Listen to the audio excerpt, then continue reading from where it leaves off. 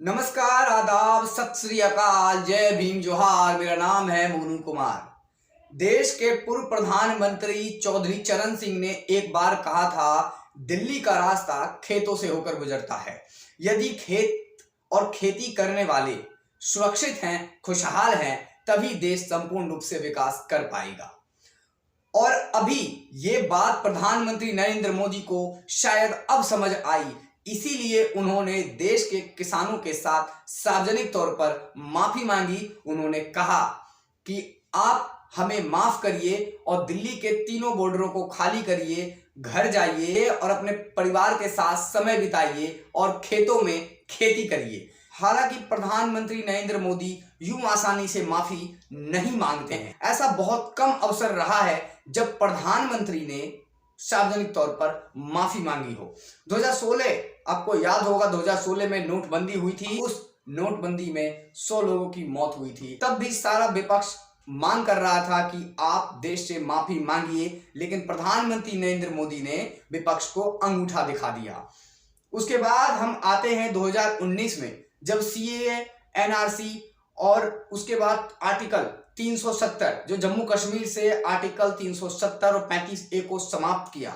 उसके बाद भी विपक्ष ने नरेंद्र मोदी सरकार को चारों तरफ से घेरा कि आप जम्मू कश्मीर के जो आवाम है उनसे माफी मांगिए और अपने इस 370 जो अनुच्छेद आपने हटाया है उसको वापस लीजिए। लेकिन वहां भी प्रधानमंत्री नरेंद्र मोदी ने विपक्ष को अंगूठा दिखाया। बात करते हैं 2019 में ही सीएए और एनआरसी यानी नागरिकता कानून का। वहां भी देश में अलग अलग जगह धरना प्रदर्शन हुआ।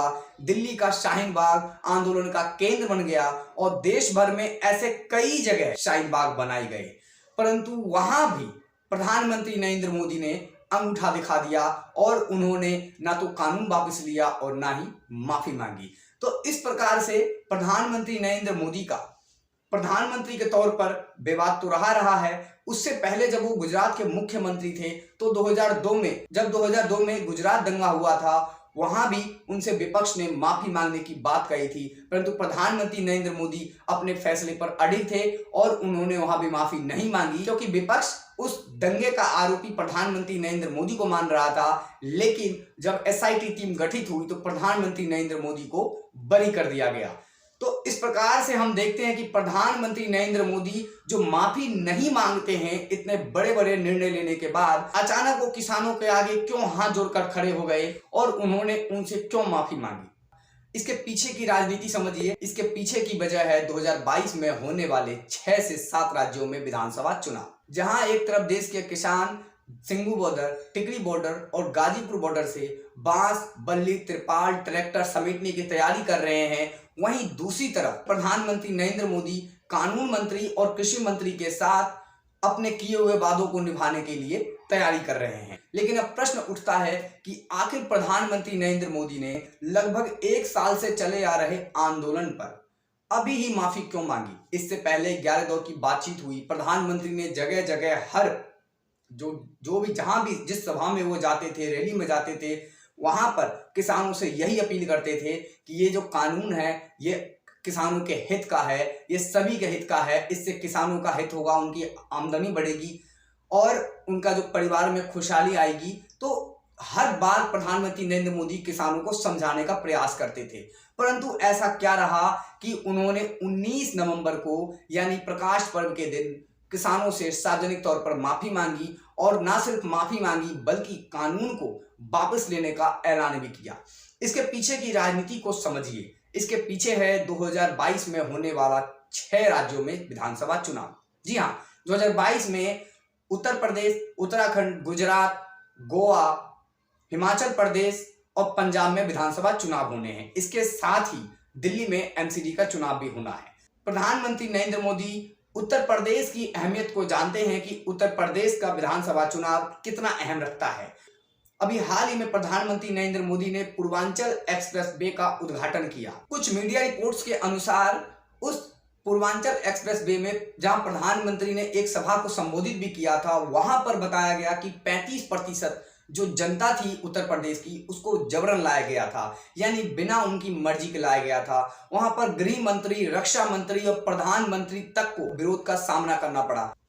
क्योंकि पूर्वांचल को समझिए, पूर्वांचल को जिसने जीत लिया, यूपी की सत्ता उसके हाथों में रही। 2007 में अगर हम बात करते, मायावती ने 100 से ज्यादा सीटें जीती थी और सत्ता में आई थी और मुख्यमंत्री बनी थी। 164 विधानसभा सीटें उस पूर्वांचल क्षेत्र में आती हैं, यानी कि राज्य की 33% विधानसभा सीटें इसी पूर्वांचल क्षेत्र में आती है। जिसने पूर्वांचल को फतेह कर लिया, कहा जाता है कि उत्तर प्रदेश की सत्ता उसके हाथों में चली जाती है। 2017 के विधानसभा चुनाव में बीजेपी को 164 में से 115 सीटें मिलती हैं, वहीं समाजवादी पार्टी को महज 17 सीटें मिलती है और बहुजन समाज पार्टी को 14 सीटों से संतोष करना पड़ता है। कांग्रेस से अच्छा प्रदर्शन वहां की लोकल पार्टी यानी अपना दल को होता है, जो 8 विधानसभा सीटें जीतती हैं। इस प्रकार से पूर्वांचल को जिसने फतेह कर लिया, सत्ता पर उसका काबिज होना तय माना जाता है। 2007 में बहुजन समाज पार्टी को 100 से ज्यादा सीटें मिलती है और राज्य की मुख्यमंत्री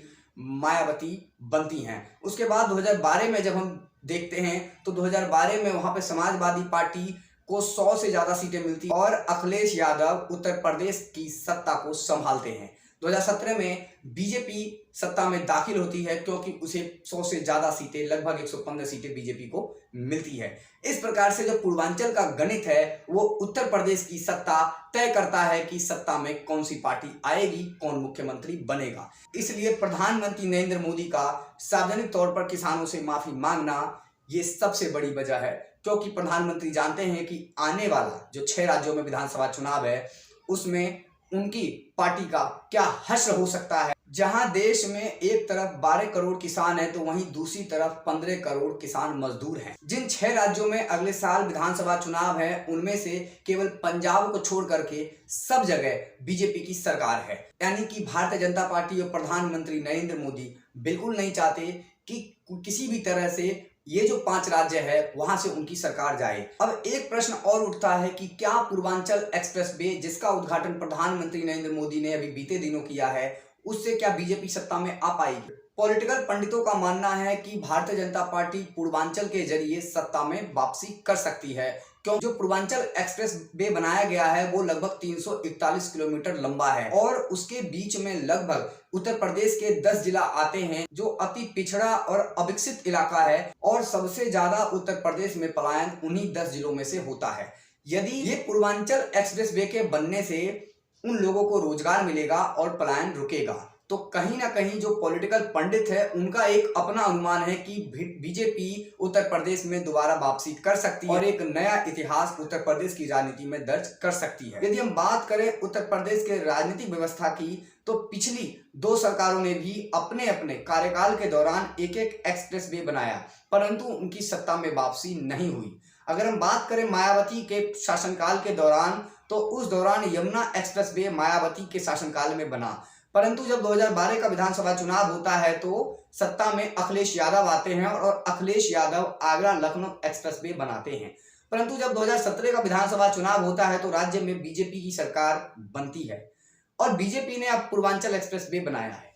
तो क्या ये जो परंपरा जो पिछली 2 सरकारों से चली आ रही है, क्या वो परंपरा बरकरार रहेगी? यानी क्या इस बार बीजेपी सत्ता से बाहर होगी या फिर वो एक नई परंपरा गढ़ी जाएगी, यानी एक नया इतिहास लिखा जाएगा उत्तर प्रदेश की राजनीति में? ये हम और आप देखेंगे कि आने वाला समय उत्तर प्रदेश की राजनीति का क्या रहता है। अभी के लिए इतना ही, मुझे दीजिए इजाजत। यदि आपको हमारी ये वीडियो अच्छी लगी तो वीडियो को लाइक करिए, शेयर करिए और कमेंट करिए और हमारे चैनल को सब्सक्राइब करिए। नमस्कार।